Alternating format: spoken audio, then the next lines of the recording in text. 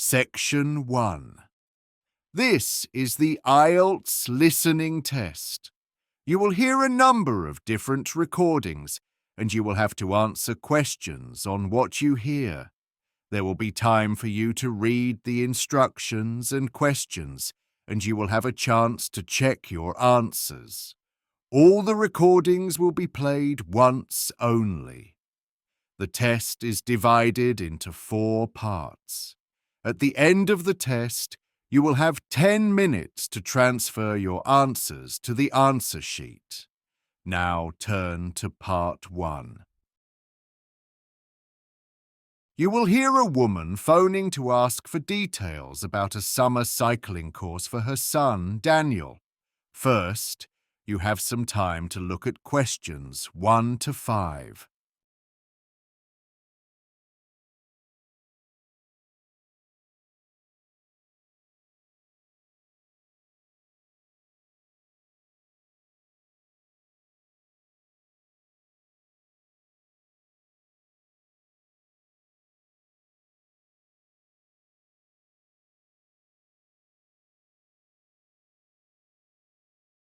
Now listen carefully and answer questions 1 to 5.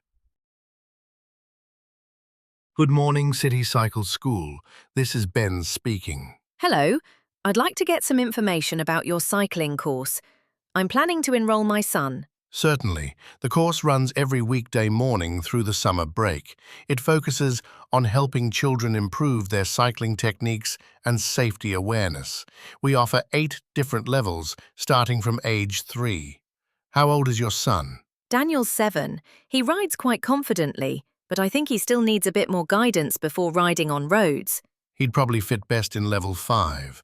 At that level, we begin with practice sessions here at the training center, and later we take the children to the park so they can cycle safely away from the traffic before we introduce them to road riding.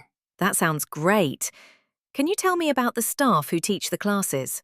Of course, all our team members wear uniforms in different colors.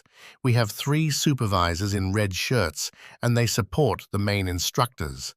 The instructors themselves wear blue shirts, and each one is responsible for a small group of children. Right. Every instructor must provide a reference from someone who has seen them work with children, like if they've been a sports coach or a babysitter.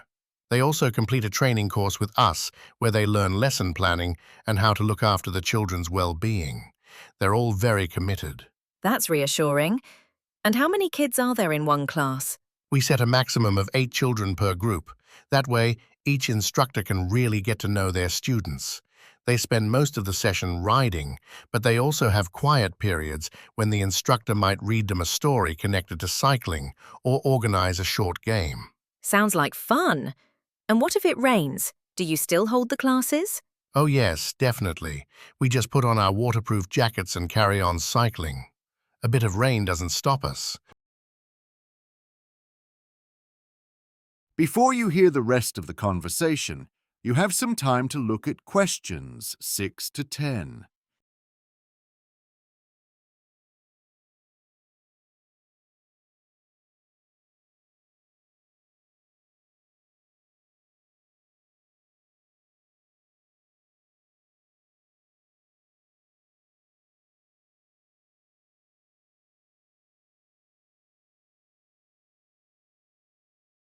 Now listen and answer questions 6 to 10. Okay, is there anything Daniel should bring with him each day? It's a good idea to pack an extra set of clothes, especially if the weather looks uncertain, and he should bring a snack for the mid-morning break. What about drinks? No need for that. We'll provide water for everyone.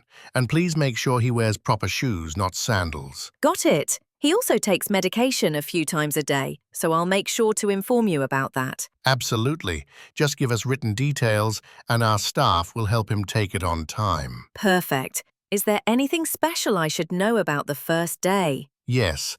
Normally, classes begin at 9:30 a.m., but on day 1, please arrive by 9:20 so we can sort everything out. We still finish at 12:30 as usual. On that day, we'll check that every child's helmet fits properly. If Daniel's doesn't fit, we'll adjust it or give him another one. It's essential that he wears it all the time while riding. Of course. After the helmet check, instructors will be waiting in the tent to meet their groups. You'll see it easily near the main entrance. Excellent. And how much is the course per week? It's $199. We've tried to keep the cost close to last year's fee. It was $190 then, but places are filling fast. All right, that's fine. I'd like to reserve a place for Daniel. Wonderful. I'll take your details now. That is the end of part 1. You now have half a minute to check your answers.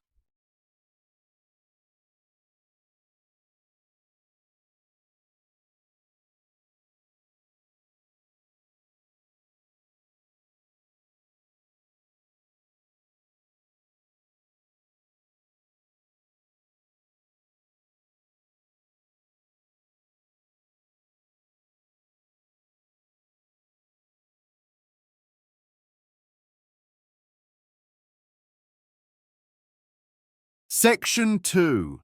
You will hear a recruitment officer called Rachel Carter giving a talk at a careers event about job opportunities in the food and agricultural industries. First, you have some time to look at questions 11 to 14.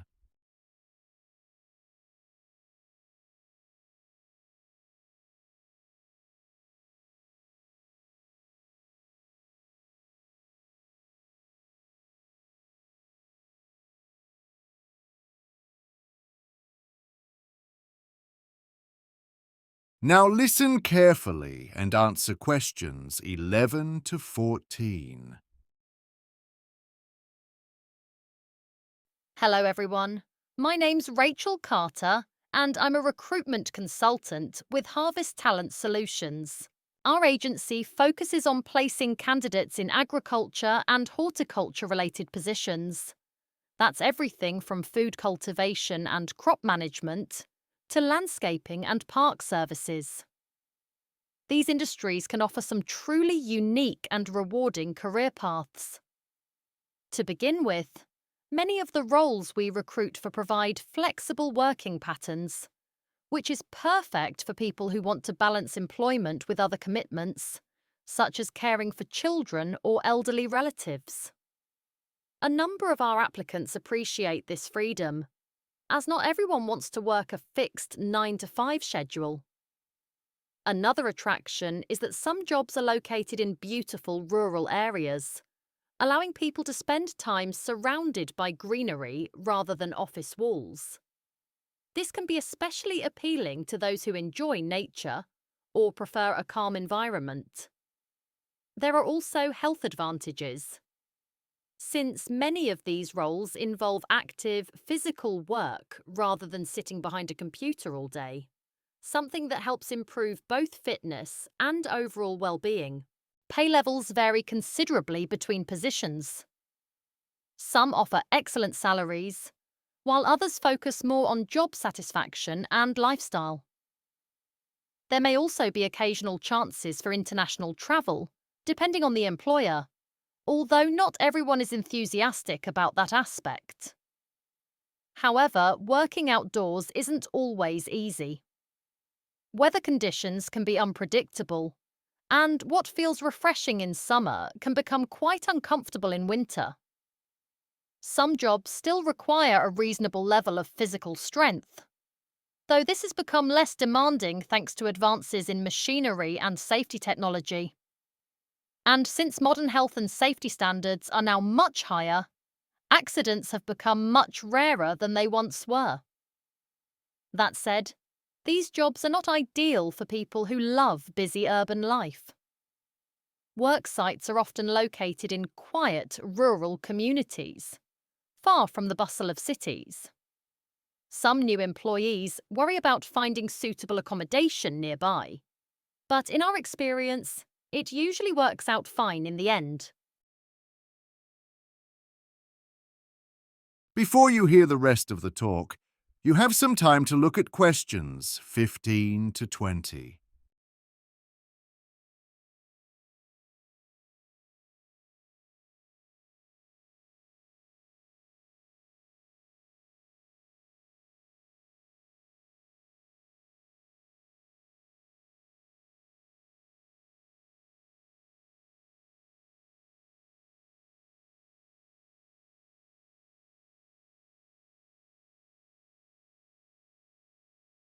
Now listen and answer questions 15 to 20.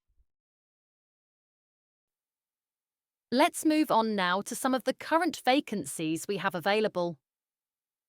First, we're seeking a fresh produce operations manager. This position is with one of the country's biggest food distributors, supplying premium supermarkets. It's a high-energy workplace where things move quickly and efficiency is key. The team works extremely hard, but they also enjoy an active social culture. So if you like a friendly, fast-paced environment, this could suit you well. Next, we have an opening for an agricultural advisor, also known as an agronomist. This role involves guiding farmers on soil nutrition, pest control, and compliance with agricultural regulations. There's an excellent opportunity for rapid promotion for someone ambitious and knowledgeable, though applicants should already have a strong background in the industry. Another role is for a fresh food purchasing assistant at a leading supermarket chain. This is a temporary contract for maternity cover, lasting about a year. Candidates will need prior experience in supply planning and procurement within the produce sector, and in return, they can expect an attractive pay package. We're also recruiting a regional sales supervisor for a network of garden centres. The job includes travelling between stores to help maintain their high customer service standards. It's ideal for someone willing to reside locally and manage relationships face-to-face. There's also a vacancy for a tree maintenance technician to handle pruning, forestry and conservation duties. Applicants must have a clean driving licence and proper safety training. While 1 year of experience is preferred, the employer may consider new graduates who've just completed a relevant course. Lastly, we have a position for a general farm worker. This involves a range of everyday farm activities, such as planting, harvesting, caring for livestock, and maintaining equipment. Perks of the role include the option to rent a small cottage on the estate, along with a fair salary package. A valid driving licence and tractor operation skills are essential. That is the end of Section 2. You now have half a minute to check your answers to Section 2.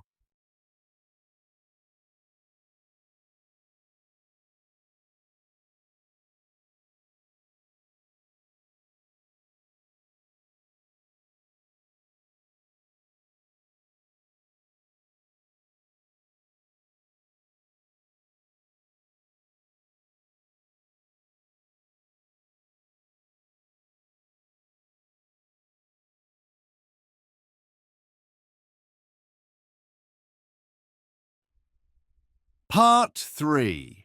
You will hear two food science students, Adam and Rosie, planning their presentation on diet and obesity. First, you have some time to look at questions 21 to 24.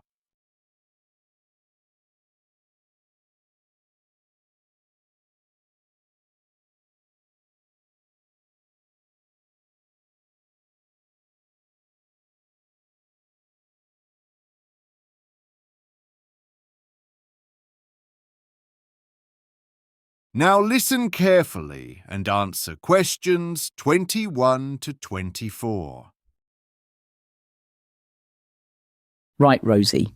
Let's start collecting ideas for our talk on diet and obesity. Good idea. I could mention the experiment I carried out to test whether people can tell real sugar from artificial sweeteners. Oh, the one where you gave them drinks containing either sugar or sweeteners and asked which one they thought it was. Yes, that's it. It actually took me quite a while to set everything up, especially making sure that no one knew which type of drink they were getting. It was tricky keeping everything organised too, since I had a fairly large number of participants and needed accurate records of what each person had tasted. Were they able to tell the difference? Surprisingly, yes. I expected most of them wouldn't, but the majority got it right. I remember my project about testing the fat content in different nuts. I wanted to see if the information on the packaging was really correct. You're talking about the one where you crushed the nuts and mixed them with some sort of chemical to draw out the fat. Exactly. The results turned out to be a bit off. The fat level I measured was much lower than what the label claimed. But I'm quite sure the packaging figures were accurate. I think I didn't grind the nuts finely enough, and maybe the scales I used weren't precise either. I'd like to repeat the test properly one day. Before you hear the rest of the conversation, you have some time to look at questions 25 to 30.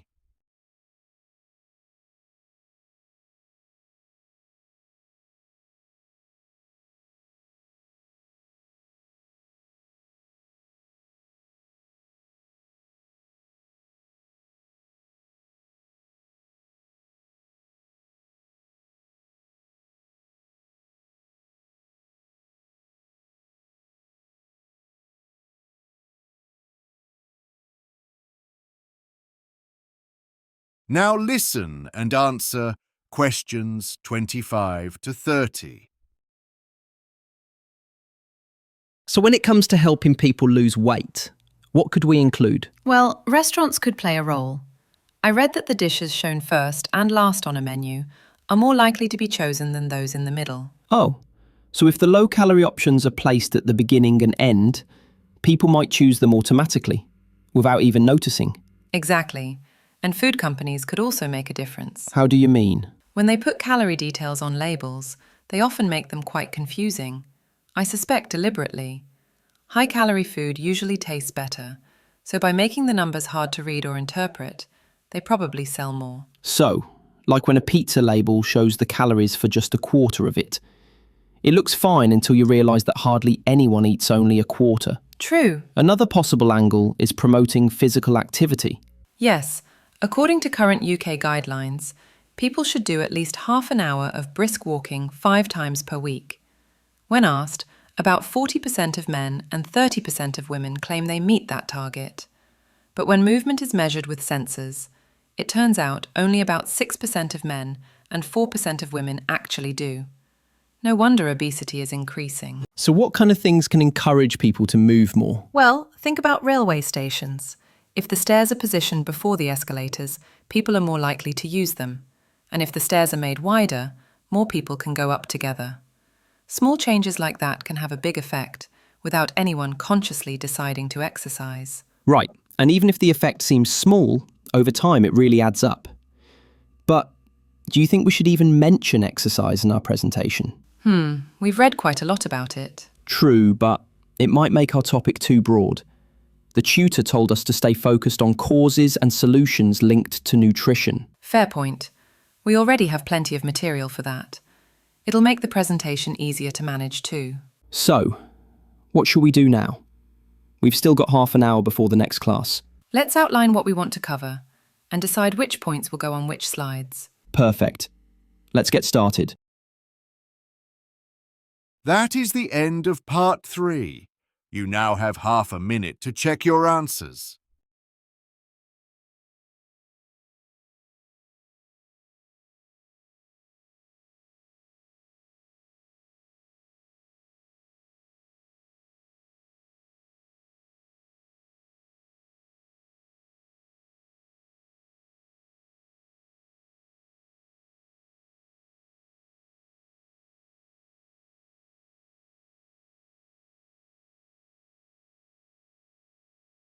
Section 4. You will hear a lecture from a fashion design course where the speaker introduces the topic of hand knitting, the process of creating items such as jumpers and scarves using needles and yarn. First, you have some time to look at questions 31 to 40.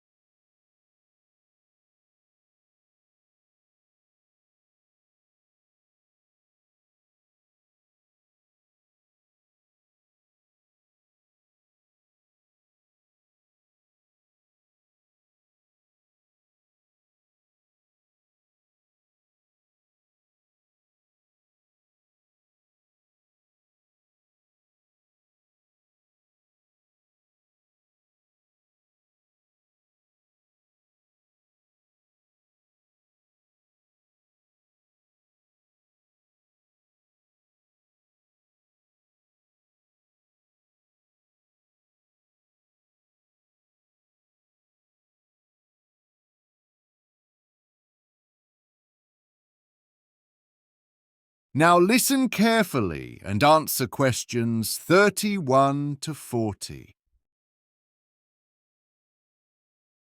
Good morning, everyone. Today we'll be talking about a creative activity that has made a surprising comeback: hand knitting. Archaeological evidence from various parts of the world shows that this craft has existed for many centuries, and it's one of the oldest ways humans have made fabric.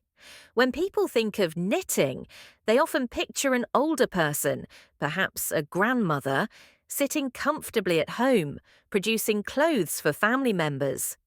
This familiar image has long made knitting seem rather old-fashioned, and about a decade ago, many people thought the craft was slowly dying out. For generations, people had stopped learning these manual skills because factories and industrial machinery could make clothing much faster. As a result, many traditional crafts disappeared since they were no longer being passed down from parents to children. However, that trend has now reversed.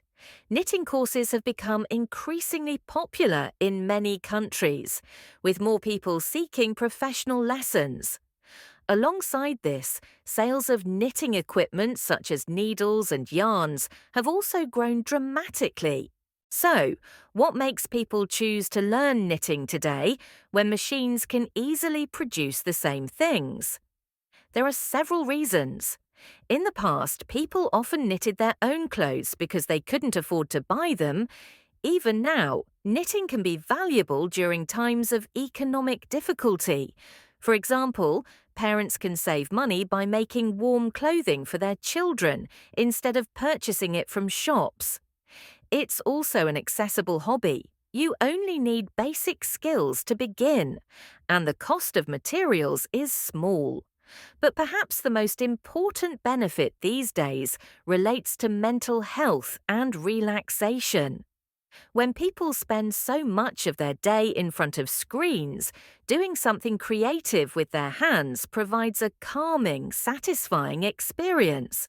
It helps reduce stress and offers a refreshing break from our fast digital lives.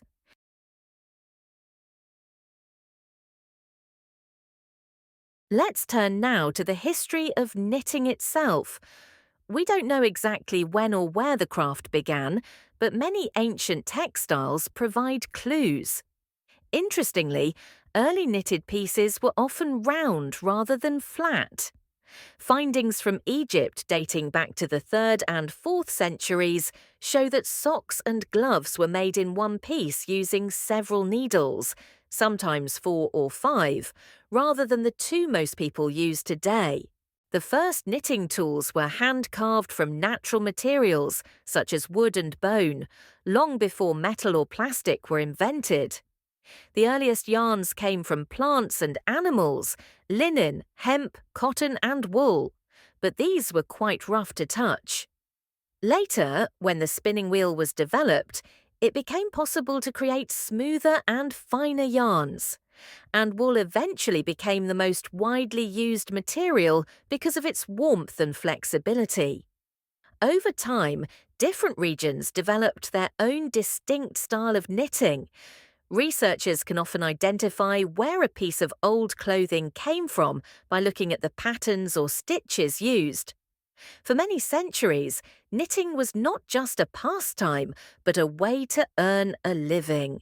Men, women, and even children used to knit while tending sheep, travelling to markets, or crossing rivers by boat, using every spare moment to keep their hands busy. That brings us to the end of the talk. That is the end of Part 4. You now have 1 minute to check your answers to Part 4.